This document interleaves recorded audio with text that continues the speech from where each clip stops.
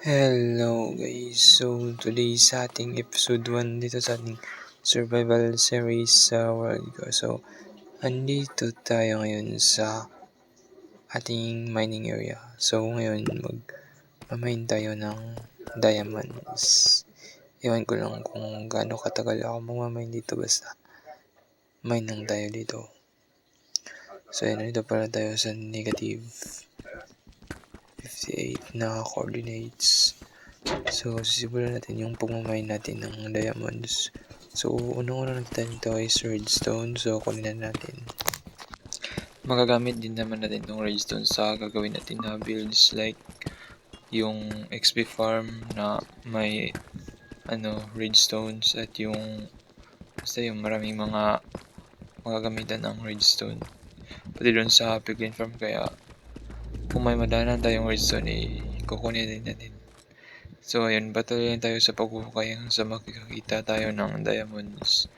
Kailangan tayo makagawa ng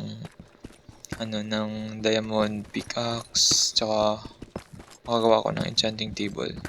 So bale, pag nakakuha ko ng diamonds kahit 5 lang, ay aalis na ako para gumawa ng yung mobs farm. Yung karaniwang mobs farm lang.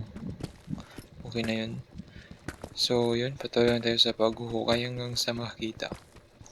Hindi ko alam kung hanggang kailan to aabutin, so okay lang tayo. At kung nagtataka kayo guys kung bakit mas pinilit kong maghukay kesa mag-explore sa cave, mas maganda kasi maghukay kasi may makukuha tayo ditong mga depth slate, redstone at iba pang minerals like lapis lazuli. Magagamit din natin sa pag-enchant, so okay lang tayo. At ayun na nga, makalipas yung nakakantok na paghukay, nakakita din tayo ng diamonds. 1, 2, 3, 4, 5. So, yun, 5 agad. So, parang okay na siguro to.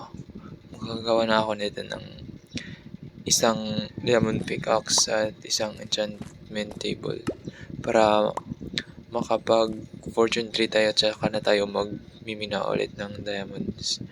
So, tara, okay na tayo mga boy. At sa wakas, nandito na tayo sa surface at nakakita na tayo ng araw. Mahabang panahon din akong naghuhukay dun sa ilalim. So, yun. Sa nakita nyo, ito na yung nasimulan ko sa bahay ko dito. Patayin mo na itong baka. So, ayun. Ito lang yung nasimulan ko dito sa bahay. Pero kailangan ko pa ng maraming materials. Kulang pa yan, kaya di pa natapos. Marami pa talagang kulang dito. So, yun. Lagay natin doon sa chest yung mga blocks na nakuha natin doon sa pagmimina. Yun, may 4 na obsidian na tayo dito, kaya sapat na sa paggawa ng enchanting table. So, lagay mo natin itong mga gamit natin dito at yun, ito lang lahat. Pero ngayong nandito na tayo sa taas, kakailangan naman natin ng maraming leather. So, yun, magpapatay na tayo dito ng mga baka para makaipon tayo ng maraming leather. Kasi yung leather na nasa chest ay baka kukulangin pa. So, papatay na tayo ng mga baka dito. Pero mas maganda kung mag-aalaga lang tayo. So, kulik mo natin itong sugarcane dito sa likod. At patay na natin itong baka na nakita natin. So, yun. Dito lang. So, tara. Harvest na tayo ng sugarcane. Ng tubo. So, yun.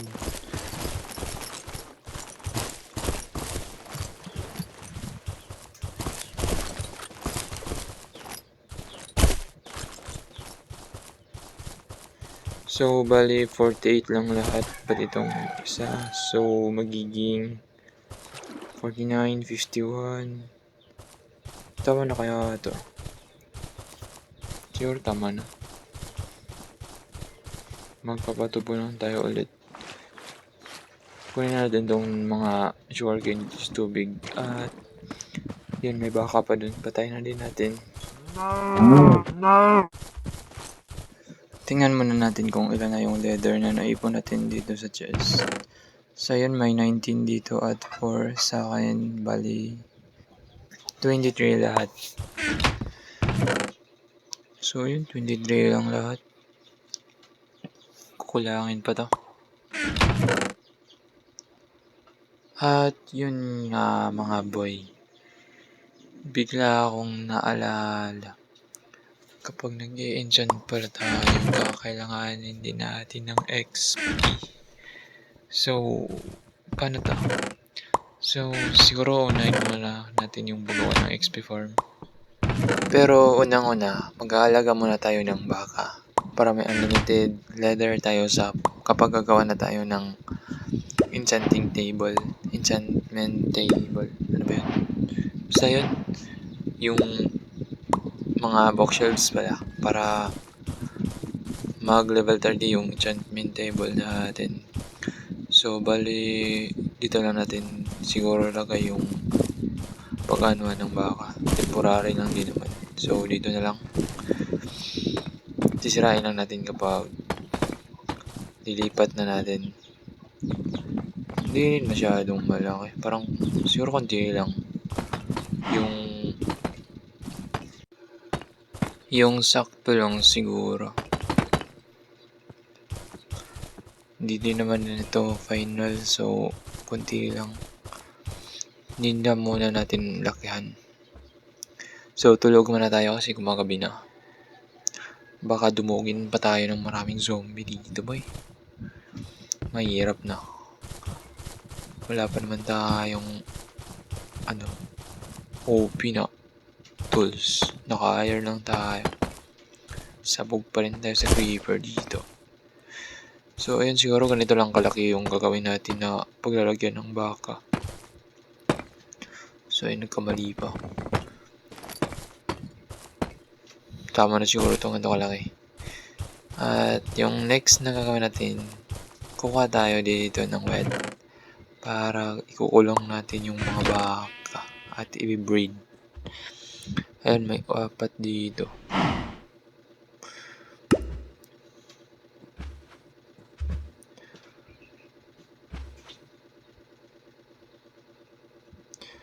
So, kunin natin yung wool para pagawa natin ng carpet.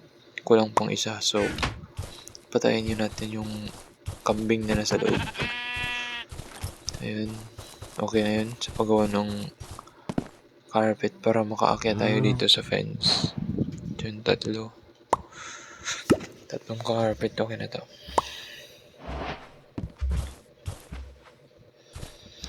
Yun, may baka na dito. Hanap pa tayo ng iba. So, saan na yung baka? Ba't ngayon kailangan ko ng baka? Isa na lang. So, tinatin dun sa unahan, baka mayroon. Ayun, baka mayroon nga. Punta natin dito. Yun, may 2. Dalawang baka. Breed natin, breed. So, yun, nagalika na sila. Yun, lumabas na yung So, tara, dalhin natin sa bahay nila. Para kakatayin nila. So, nasan yung 2? Ba't 2 lang itong naiiwan pa? So, balikan natin yung naiiwan na baka. So, saan na yun? Ayun. Dito. Dito eh. So, tara, balik natin. Nasan yung bata? Nasan yung baka na gamay? Na maliit pala. Ay, dito lang pala. So, yun, pasok na kayo dito sa munti nyong tahanan at ikukulong ko na kayo. Lagay natin itong carpet dito para makaakyat tayo. So, breed natin. Hindi pa pala pwede. So, yun. Tama na yun sa gagawin natin na Kalabaw Farm. At ngayon, yung gagawin naman natin ay gagawa tayo ng mobs farm para sa XP natin. Kasi kakailanganin natin ng XP sa pag-e-enchant. Breed muna natin tong dalawang kalabaw. At yun may isang kalabaw dito. Patayin na rin natin. Patayin ka sa akin. Wala ka nang kawala. So, balik tayo dito.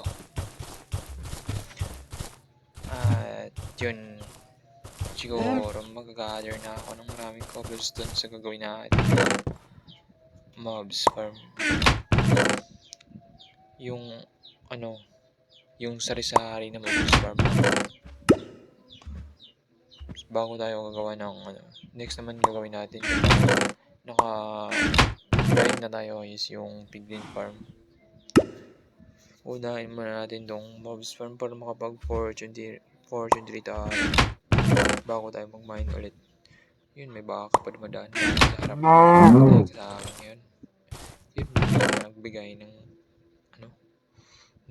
skill ng balat. So, kuha tayo ng planks. So, bago ang lahat, kakailanganin ko nga pala ng iron sa paggawa ng hopper.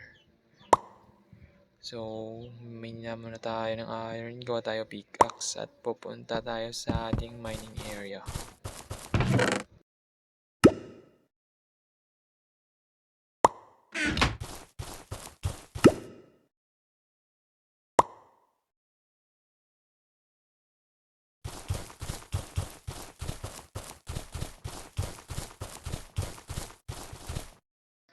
Andito na ako sa aking mining area.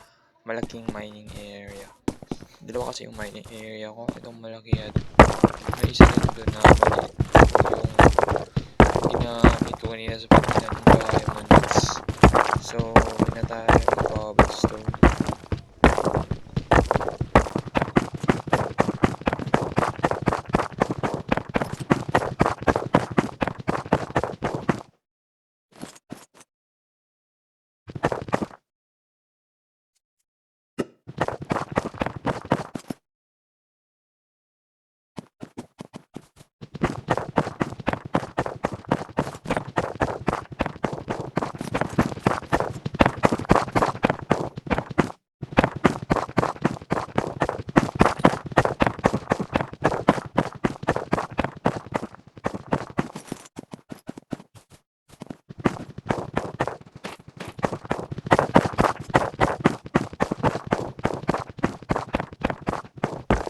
Yeah, boy. Parang inaantok na ako kay dito, boy. Parang kakapagod pala mo kayo. So, akyat muna tayo kasi parang gumagabi na. Baka magkaroon na tayo dito ng maraming zombies. Patay tayo. Yun, buti hindi pa. Malapit na kumabi. So, sleep muna tayo. At parang iron lang muna yung uunahin ko. So, iron lang muna yung miminahin natin. Sa Y15 yata yun. Makakakuha din naman tayo ng cobblestone dun, kaya dun na lang tayo. So, tara, punta na tayo dun sa ating isa pang mining area. Nandun yun. Saan na yun? Saan nga yung banda? Dito ba yun? Parang hindi. Hindi dito yun. Hindi dito. Dun sa kabila. Dito yun. So, baba na tayo dito sa ating mining area. Nandito yun sa kabila. So, ayun, ito na. Dito yung isa pa na ating mining area. Baba na tayo dito.